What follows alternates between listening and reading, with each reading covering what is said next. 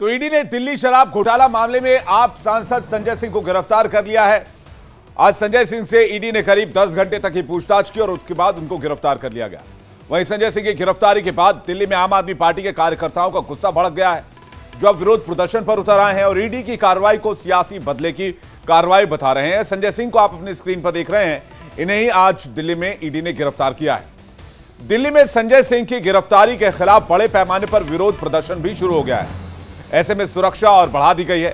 संजय सिंह के घर के बाहर भी बड़ी तादाद में पुलिस बल को तैनात किया गया है।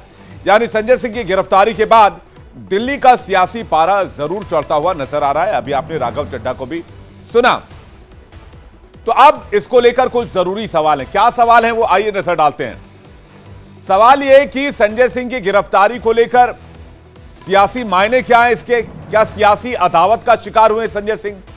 क्या ईडी को संजय सिंह के खिलाफ पुख्ता सबूत मिल गए इसलिए गिरफ्तारी हुई है? क्या ईडी के पास मजबूत बैकग्राउंड है, क्योंकि चार्जशीट बहुत पहले आया था और लंबे समय से जांच चल रही थी, इसके बाद संजय सिंह को गिरफ्तार किया गया है? या 2024 का चुनाव है इसलिए दिल्ली में तनाव है? इसी मुद्दे पर आज हम करेंगे बहस और करेंगे सबका हिसाब। लेकिन इससे पहले एक बड़ी खबर आपको बता दें कि 10 घंटे की पूछताछ के बाद संजय सिंह को गिरफ्तार कर लिया गया है और साथ ही साथ उनके घर के बाहर सुरक्षा व्यवस्था भी कड़ी कर दी गई है। आम आदमी पार्टी के सांसद हैं संजय सिंह, मजबूती से अपनी पार्टी का पक्ष रखते हैं। राज्यसभा में भी कई बार केंद्र सरकार को निशाने पर ले चुके हैं, लेकिन शराब घोटाले में ईडी ने गिरफ्तार कर लिया है। आम आदमी पार्टी कह रही है कि 2024 के चुनाव से पहले बीजेपी डर गई है इसलिए गिरफ्तारी हुई है, जबकि ईडी कह रही है कि पूछताछ के बाद गिरफ्तार किया गया क्योंकि गिरफ्तारी के मजबूत आधार हैं।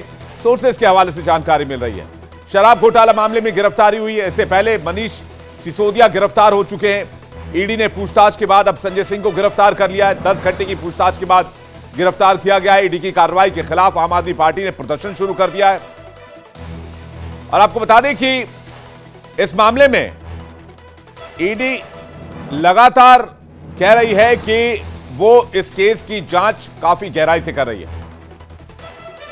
हमारे साथ वीरेंद्र बब्बर प्रवक्ता बीजेपी इस वक्त जुड़े हुए हैं और शुभ मल्होत्रा हमारे साथ प्रवक्ता आम आदमी पार्टी जुड़े हुए हैं, उनके पास चलते हैं। शुभ के से डिबेट की शुरुआत करते हैं। शुभ, ईडी ने अगर संजय सिंह को गिरफ्तार किया है 10 घंटे की पूछताछ के बाद, तो इसमें आप लोग इसे किस तरह से मानकर चल रही हैं और क्या यह कार्रवाई 2024 के चुनाव को देखते हुए की जा रही है या फिर संजय सिंह के खिलाफ ईडी के पास वाकई पुख्ता सबूत हैं कुछ?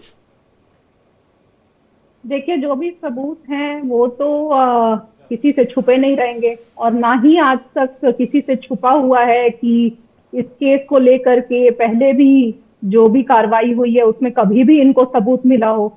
मतलब इतिहास का पहला ऐसा घोटाला होगा जिसमें 15 महीने की इन्वेस्टिगेशन चली है, 1000 लोकेशंस पे लगभग रेड्स हुई हैं और एक भी रुपया मनी ट्रेल नहीं मिला है। और हम सब जानते हैं संजय जी के बारे में कि राजनीति में विपक्ष की सबसे मजबूत आवाजों में से एक आवाज है तो वो संजय सिंह जी की आवाज है। संसद के अंदर चाहे प्रधानमंत्री हो, चाहे गृह मंत्री हो, चाहे मणिपुर की महिलाओं का मुद्दा हो जिसको लेकर के इनका मुंह बंद करने के लिए इनको सस्पेंड भी कर दिया गया, चाहे जो सरकार के द्वारा इनकी कुनीतियां हो और खास करके इन्होंने जो इतना जो हमारी लेगेसी कंपनीज है जिसमें टैक्स पेयर का पैसा बचा हुआ है, इनको प्राइवेट निवेश करवा करके इनको इन कंपनीज को जो बेचा है, इसको लेकर के इन्होंने इतनी जोरदार आवाज उठाई। तो ये सब एक वेंडेटा पॉलिटिक्स का हिस्सा है जिसका बहुत, देखिए, ये दुखद है लेकिन सरप्राइजिंग नहीं है, क्योंकि जो आप अभी हाल के ट्रेंड देख रहे हैं सारा यही हो रहा है।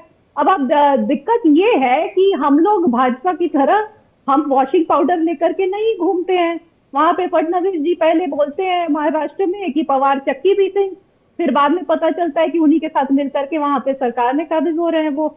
और यहाँ पर आप कर्नाटका में देख लीजिए, भाजपा के अपने एमएलए के बेटे रंगे हाथों पकड़े गए 8 करोड़ पैसा लेते हुए इलेक्शन के समय, लेकिन उनके खिलाफ एक कुछ भी कार्रवाई नहीं। लेकिन यहाँ पर ना कोई मनी ट्रेल है, बिल्कुल काल्पनिक चीज है और उसको लेकर के ये एक बहुत ही अच्छे और इतने लंबा इनका सार्वजनिक जीवन रहा है हमेशा। लेकिन शुभ, एक बात बताइए, आप कह रहे हैं कि सिर्फ काल्पनिक है। एक सवाल और ले लो, उसके बाद वीरेंद्र जी के पास में चलूंगा।